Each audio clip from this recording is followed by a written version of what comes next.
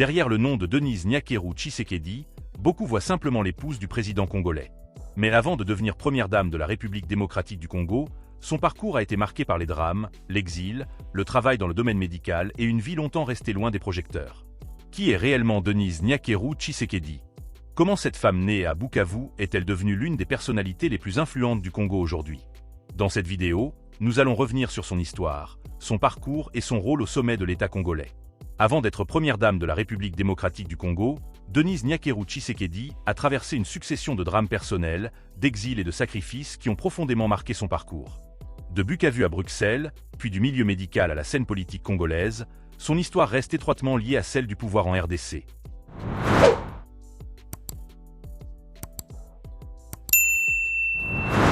Denise Nyakeru Tshisekedi, née le 9 mars 1967 à Bukavu, dans l'est de la République démocratique du Congo.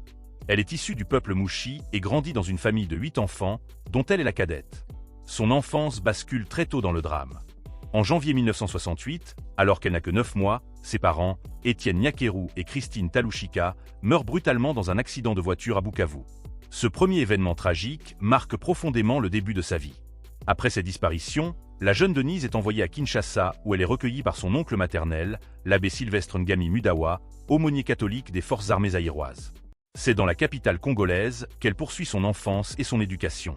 Elle y apprend notamment la langue congolaise de la capitale, en plus du swahili parlé dans sa région d'origine. Mais plusieurs années plus tard, un autre drame frappe sa vie. En 1985, son oncle adoptif décède lui aussi dans un accident de la circulation à Kinshasa. Denise Nyakeru se retrouve alors confrontée une nouvelle fois à la perte d'un proche qui avait joué un rôle central dans son éducation. Après avoir obtenu son diplôme d'État en RDC, Denise Nyakeru quitte le Congo pour poursuivre sa vie en Belgique. Comme de nombreux Congolais de cette génération, elle s'installe en Europe dans l'espoir de construire un avenir professionnel stable. Elle suit une formation dans le domaine médical et devient infirmière ainsi qu'aide-soignante. Pendant plusieurs années, elle travaille dans différentes structures médicales et maisons de repos en Belgique. Selon plusieurs témoignages, elle mène alors une vie discrète, loin de la médiatisation et du monde politique. Son dernier poste connu avant son entrée dans la vie publique se situe à la maison de repos et de soins, les Jardins d'Ariane, dans la commune de Woluwe-Saint-Lambert à Bruxelles. Elle y exerce jusqu'à la fin de l'année 2018.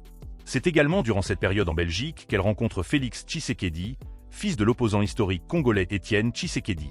Leur relation se développe alors que Félix Tshisekedi vit lui aussi en Belgique pendant les années d'opposition au régime de Mobutu puis de Joseph Kabila.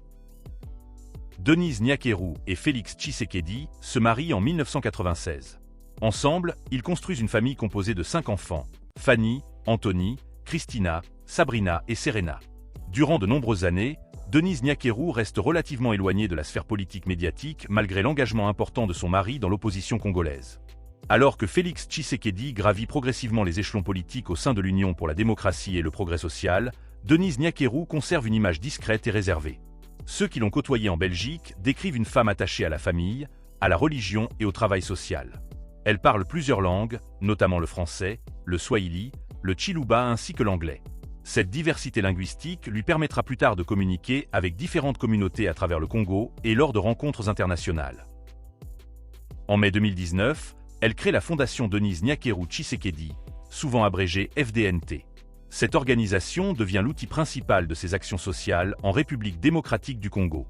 La fondation intervient principalement dans plusieurs domaines: l'éducation, la santé, l'autonomisation des femmes, l'encadrement de la jeunesse ainsi que la lutte contre les violences basées sur le genre. Dans un pays confronté depuis plusieurs décennies aux conflits armés et aux violences sexuelles, particulièrement dans l'est du Congo, cette thématique devient l'un des axes centraux de son engagement. L'une des initiatives les plus connues de la Fondation reste le programme Excellencia.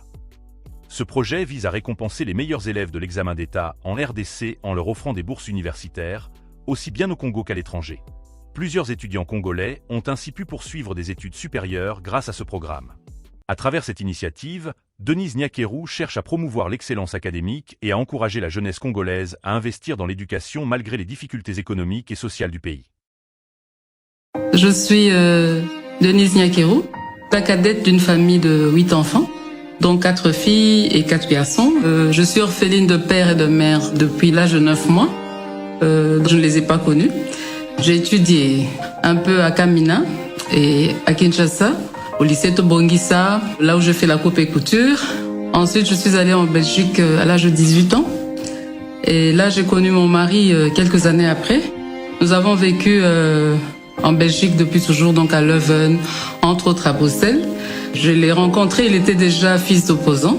Donc vous pouvez imaginer la vie qu'on menait. On a eu à faire des études, des formations pour pouvoir nous en sortir dans ce combat qui n'était pas facile, mais je ne m'en plains pas. Alors, en tant qu'aide-soignante, j'ai fait des études d'infirmière, mais je n'ai pas terminé, donc j'ai fait une année. J'avais besoin de travailler à cette époque. En tant que soignante, tout simplement, je travaillais dans différentes maisons de repos, dans des hôpitaux. Et voilà, j'ai fait quand même 10 ans de carrière. C'est vrai que c'était pas facile, c'était un monde que je devais découvrir. Mais par après, j'ai compris que c'est un métier que j'aimais beaucoup. Et voilà qu'en 2017, quand mon mari m'a dit qu'il voulait se présenter aux élections présidentielles, j'avoue que j'ai beaucoup réfléchi. Je me suis dit, bon, est-ce qu'on va y arriver ou pas? Je ne sais pas, mais bon. On est venu, il s'est enrôlé avec nos peu de moyens qu'on avait. Le Seigneur était avec nous. Et là, j'ai compris que ma vie ne sera plus comme avant. Alors, durant la campagne, ce que j'ai remarqué, c'est que vraiment, il y a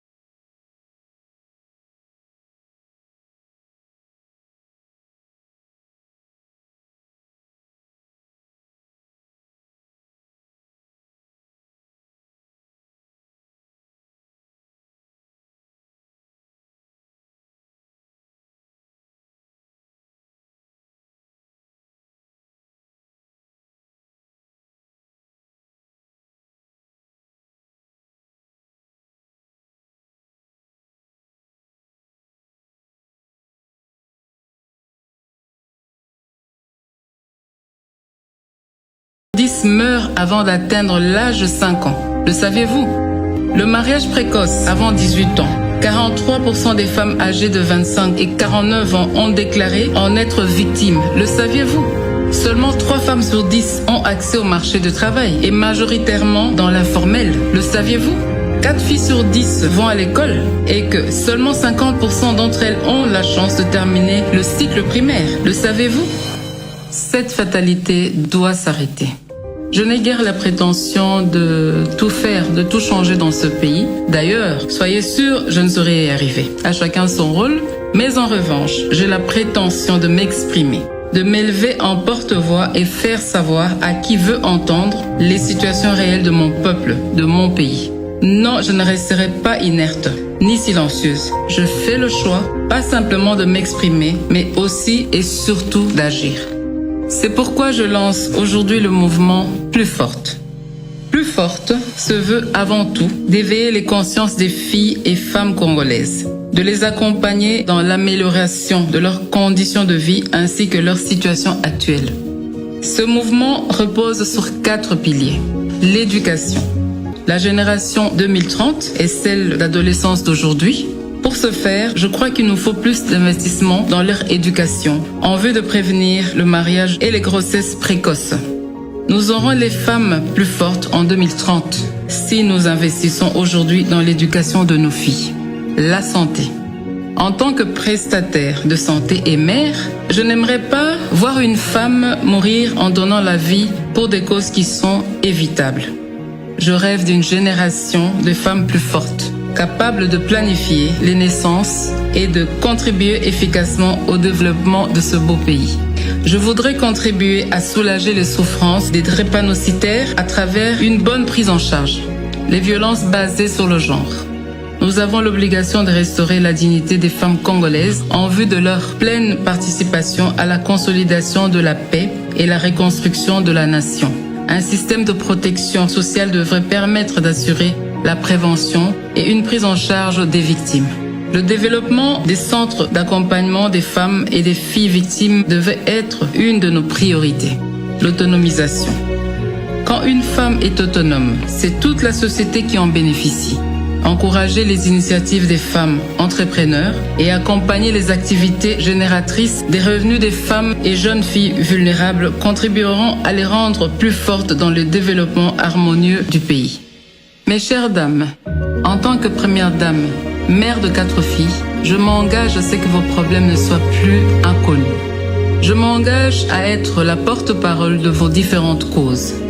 Et j'invite donc toutes les couches de la population, toutes les classes sociales à se joindre à moi pour que, ensemble, avec amour, nous puissions écrire l'histoire de notre pays et façonner la femme congolaise de demain. C'est au travers de l'effort collectif que la saveur du résultat est agréablement ressentie.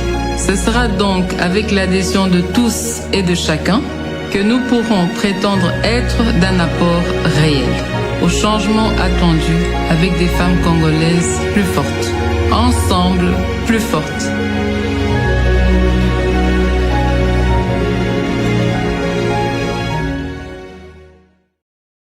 Au fil des années, Denise Nyakeru Tshisekedi gagne progressivement une visibilité sur la scène internationale. Elle participe à plusieurs conférences consacrées aux droits des femmes, à la santé reproductive et à la lutte contre les violences sexuelles liées aux conflits armés. Elle est notamment désignée comme championne mondiale de la prévention des violences sexuelles liées aux conflits par les Nations Unies. Elle devient également ambassadrice de bonne volonté du Fonds des Nations Unies pour la population. Ces distinctions renforcent son image de personnalité engagée dans les questions humanitaires et sociales. Toutefois, comme toute figure politique liée au pouvoir en RDC, son action suscite également des débats et des critiques au sein de l'opinion publique congolaise, notamment concernant les résultats concrets des initiatives sociales dans un contexte national marqué par la pauvreté, l'insécurité et les difficultés économiques. Malgré cela, Denise Nyakeru demeure aujourd'hui l'une des femmes les plus connues et influentes de la scène publique congolaise. De son enfance marquée par les drames familiaux à son parcours professionnel en Belgique, puis de la vie discrète d'aide-soignante à la fonction de première dame de la République démocratique du Congo, le parcours de Denise Nyakeru Tshisekedi reste profondément lié aux grandes transformations politiques du pays. À travers sa fondation et ses engagements sociaux, elle tente d'imposer une image tournée vers l'éducation, la santé et la protection des femmes. Mais au-delà de l'image officielle, son rôle continue d'être observé et analysé dans un contexte politique congolais particulièrement complexe. Alors, que pensez-vous du parcours de Denise Nyakeru Tshisekedi? Donnez votre avis dans les commentaires, et n'oubliez pas de partager la vidéo et de vous abonner pour plus d'analyses sur les personnalités politiques africaines.